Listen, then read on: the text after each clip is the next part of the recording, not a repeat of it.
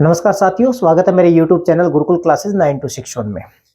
आज के इस सेशन में हम लोग जो चर्चा करने वाले हैं वो फ्रेजल वर्ब को लेके चर्चा करने वाले हैं। हालांकि फ्रेजल वर्ब को लेके मैंने पहले भी तकरीबन 3-4 वीडियो अपलोड कर दिए हैं, क्योंकि आपको पता है कि मैं एक वीडियो के अंदर केवल एक ही फ्रेजल वर्ब या एक ही वर्ब से बनने वाली जितनी भी फ्रेजल वर्ब्स होती है उनकी चर्चा करता हूँ, ठीक है ना। तो आज हम जिस फ्रेजल वर्ब की चर्चा कर रहे हैं वो पुट वर्ब से बनने वाली जितनी भी फ्रेजल वर्ब होती है, हालांकि होती बहुत ज्यादा है, लेकिन जो एग्जाम के दृष्टिकोण से सबसे ज्यादा इंपॉर्टेंट जो रहती है वो मैंने यहाँ आपके सामने स्क्रीन के ऊपर या यूं कह सकते हैं बोर्ड के ऊपर पहले ही लिख के छोड़ रखी है, ठीक है ना। केवल देखिए, फ्रेजल वर्ब को लेके जो भी पर्सन आते हैं मैं आपको बताऊंगा, पहले ये समझा देता हूँ और उसके बाद में आपको मैं बताऊंगा कि फ्रेजल वर्ब, हालांकि मैंने पहले भी चर्चा की और इस वीडियो में भी मैं आपको चर्चा करके बताऊंगा कि फ्रेजल वर्ब को लेके किस प्रकार के वाक्य आते हैं, या फिर कि हम इससे पहले कि फ्रेजल वर्ब को पढ़े मैं आपको पहले ही बता देता हूं कि किस प्रकार के प्रश्न पूछे जाते हैं। देखिए, एक प्रश्न तो फ्रेजल वर्ब को लेके आता है ब्लैंक वाला, रिक्त स्थान को लेके फ्रेजल वर्ब का प्रश्न आता है। एक सेंटेंस दिया हुआ होगा और सेंटेंस के अंदर एक ब्लैंक होगा, ब्रैकेट के अंदर या नीचे ऑप्शन के रूप में आपके पास 4 फ्रेजल वर्ब दी हुई होगी, जिसमें से कि एक वाली उत्तर सही होगा। अब देखिए कि वो उत्तर सही कैसे होगा। आपको उस वाक्य का ट्रांसलेशन इनटू हिंदी करना होगा और वहां जिस जगह पर ब्लैंक छोड़ा गया है, जिस आपको क्रिया की या जिस शब्द की आपको वहां पर कमी महसूस हो रही है, वही उत्तर में आ जाएगी। सीधा सा, इसमें कोई ज्यादा सोचने वाली बात नहीं है। कोई भी वाक्य दे रखा है, जैसे उदाहरण के तौर पर मान लीजिए कि मैंने एक वाक्य लिख दिया कि हमें स्मोक और खाली जगह चाहिए।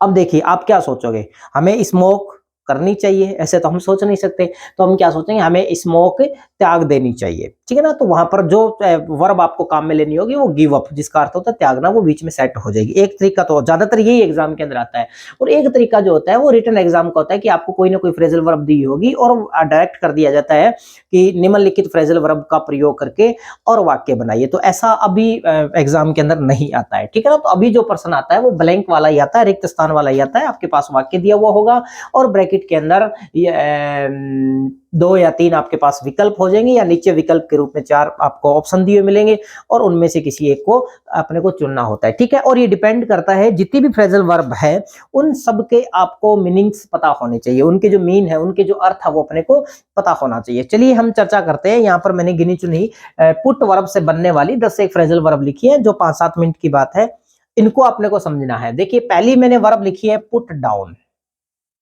पुट डाउन, अब पुट डाउन का अर्थ क्या होता है अपने को देखिए, इसका अर्थ बहुत इन इंग्लिश और हिंदी दोनों के अंदर सीखना है।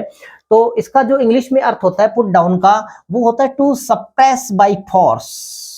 आप किसी भी व्यक्ति को या किसी भी वस्तु को आप फोर्स के माध्यम से सप्रेस कर रहे हैं, मतलब दबा रहे हैं, शक्ति से किसी चीज को दबाना, कुचल देना, ये होता है क्या चीज, पुट डाउन, ठीक है ना। अब देखिए यहां पर जो मैंने लिखा है that terrorism should be put down, ये इसका मैंने एग्जांपल लिखा है यहाँ पर।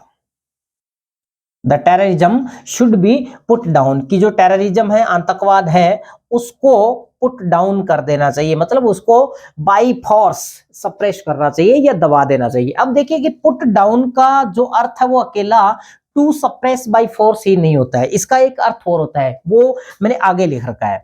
पुट डाउन का एक अर्थ टू राइट या टू सबड्यू होता है।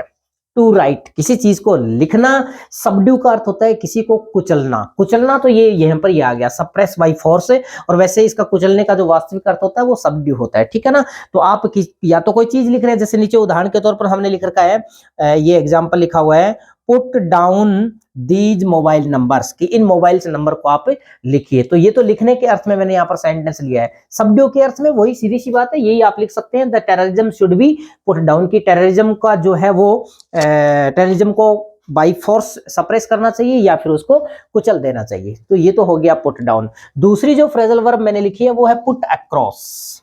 क्या लिखी है, पुट अक्रॉस। पुट अक्रॉस का अर्थ होता है किसी चीज को अभिव्यक्त करना, अपनी बात को, अपने विचार को अभिव्यक्त करना। टू एक्सप्रेस, इसका अर्थ होता है टू एक्सप्रेस। एग्जाम्पल के तौर पर, जैसे उदाहरण के तौर पर मैंने जो एग्जाम्पल यहाँ पर लिखा है वो लिखा है, she could not put across her idea in the meeting, वह मीटिंग के अंदर अपने जो आइडियाज है उनको पुट अक्रॉस नहीं कर सकी, मतलब अपने विचारों को वो व्यक्त नहीं कर सकी, ठीक है ना। तो पुट अक्रॉस का अर्थ होता है किसी चीज को व्यक्त करना, अपने विचारों को, अपनी बातों को, अपने जो भी हाव भाव है उनको अभिव्यक्त करना या उनको व्यक्त करना, मतलब एक्सप्रेस करना ही पुट अक्रॉस होता है। ठीक है ना, वाक्य में प्रयोग।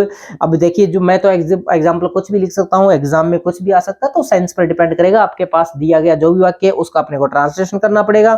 और नीचे 4 जो आपके पास वर्ब दे रखी है, जिसमें से एक वाली जो सही होगी, चारों का ही अपने को मीनिंग्स पता होना चाहिए। ठीक है ना, तभी हम एग्जैक्ट वाली जो भी उत्तर अपना आएगा उस तक पहुंच पाएंगे। अगली जो फ्रेजल वर्ब मैंने लिखी है वो लिखी है पुट फॉरवर्ड। पुट फॉरवर्ड क्या अर्थ होता है पुट फॉरवर्ड का?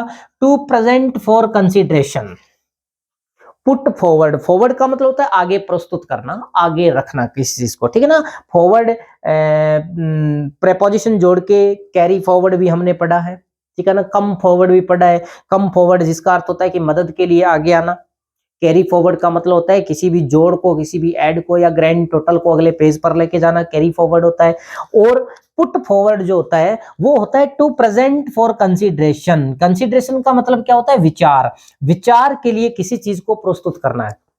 कोई भी मान लीजिए चीज है, कोई भी बात है, कोई भी मुद्दा है, कोई भी केस है, उस केस, मुकदमा, मुद्दे को विचार के लिए प्रेजेंट करना क्या होता है? पुट फॉरवर्ड होता है। एग्जाम्पल जो मैंने लिखा है वो आप देखिए क्या लिखा है। His case was put forward in the meeting. उसका जो मुकदमा है, उसका जो मुद्दा है या केस है, उसको मीटिंग के अंदर पुट फॉरवर्ड किया गया, या यूं कह सकते हैं कि विचार के लिए या सोचने के लिए सामने रखा गया, लोगों के सामने रखा कि इसके ऊपर आप विचार कीजिए, इस केस का जो भी परिणाम है वो क्या होगा। ठीक है ना, तो पुट फॉरवर्ड का अर्थ होता है टू प्रेजेंट फॉर कंसीडरेशन। इसके बाद अगली जो फ्रेजल वर्ब लिखी है वो लिखी है पुट इन। पुट इन, और पुट इन का अर्थ क्या होता है? प्रस्तुत करना होता है। टू प्रेजेंट, प्रस्तुत करना। ठीक है ना, एग्जाम्पल हमने क्या लिख दिया? एग्जाम्पल लिखा गया है you can put in your application for this post. आप इस पोस्ट के लिए एप्लीकेशन प्रस्तुत कर सकते हैं या दे सकते हैं, प्रेजेंट कर सकते हैं किसी के सामने। तो पुट इन का अर्थ भी प्रस्तुत करना होता है, पुट फॉरवर्ड का अर्थ भी प्रस्तुत करना होता है। ठीक है ना, इसमें जो प्रस्तुत करना है वो है किसी विचार के लिए प्रस्तुत करना, और यहाँ पर सामान्य वे के अंदर कोई भी चीज किसी के सामने प्रस्तुत की जा रही है तो उसके लिए पुट इन का प्रयोग होता है। 2 फ्रेजल वर्ब मैंने यहाँ पर नीचे नीचे, यदि आपको साफ दिखाई दे रहा है तो मैं बता देता हूं। एक तो लिखा है पुट ऑन और एक लिखा है पुट ऑफ। ये दोनों एक दूसरे की अपोजिट है। पुट ऑन का अर्थ होता है पहनना, बस साधारण सी बात, पहनना, हेलमेट पहनना, कपड़े पहनना, स्वेटर पहनना, गर्म कपड़े पहनना, पुट ऑन हो गया। और पुट ऑफ जो होता है वो होता है किसी चीज को उतारना। ठीक है ना, जैसे कि मान लीजिए उसने कैप पहन रखी है तो कैप को उतारना क्या हो जाएगा? पुट ऑफ हो जाएगा। तो इसमें कोई ज्यादा मुश्किल वाली बात नहीं है। पुट ऑन पहनना और पुट ऑफ उतारना। ठीक है, इसके बाद अगली जो प्रेपोजिशन फ्रेजल वर्ब लिखी है वो लिखी है पुट आउट। बहुत बार एग्जाम के अंदर इसको पूछा जाता है, और इसका अर्थ होता है बुझाना। पुट आउट का अर्थ क्या होता है? बुझाना, और सीधी सी बात है आग बुझाना। तो ये जो एग्जाम्पल मैंने आगे लिखा है पुट आउट द फायर, कि आग को बुझाइए, तो पुट आउट बुझाना होता है। ठीक है, इसके बाद आगे वाली भी इंपॉर्टेंट है, वो है put up with. Put up with, इसका जो अर्थ होता है वो होता है सहन करना। पुट अप विद का अर्थ होता है सहन करना, या इंग्लिश बोले तो to bear.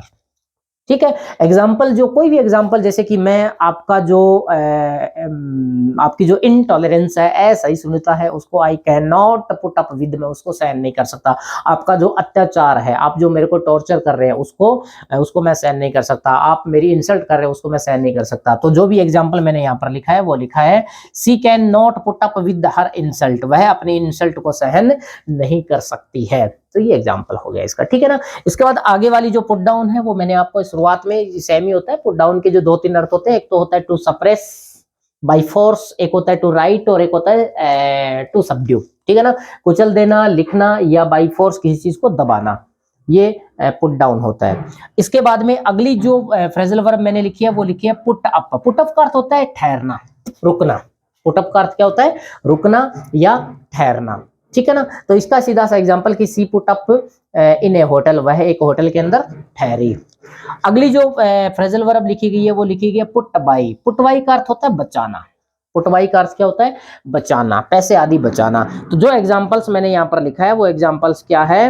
He puts up, माफ कीजिए, he puts by a little money every month, कि वह थोड़ा थोड़ा धन प्रत्येक महीने बचाता है।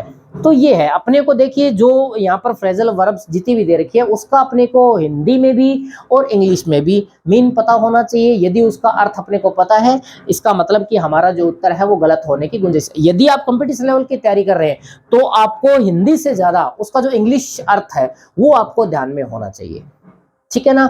तो ये तो थी आपकी फ्रेजल वर्ब पुट। इसी तरह से कोई आगे एक और फ्रेजल वर्ब या अन्य किसी इंग्लिश ग्रामर के किसी टॉपिक को लेके मैं आपके सामने फिर अगले सेशन में उपस्थित होऊंगा।